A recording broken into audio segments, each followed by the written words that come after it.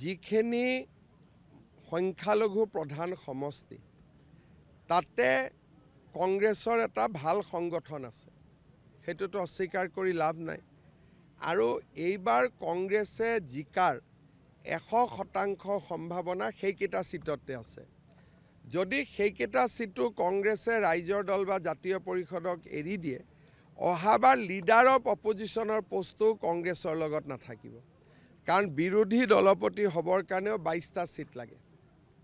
যদি ৰাইজৰ দলক 5টা এৰি দিয়ে, AJPক এটা এৰি দিয়ে, UDFে 2-3টাত জিকিলে, তেতিয়াহ'লে কংগ্ৰেছে নিশ্চিতভাৱে অহাবাৰ বিৰোধী পক্ষৰ দলপতিৰ আসনখনো তেওঁলোকে নাপাব।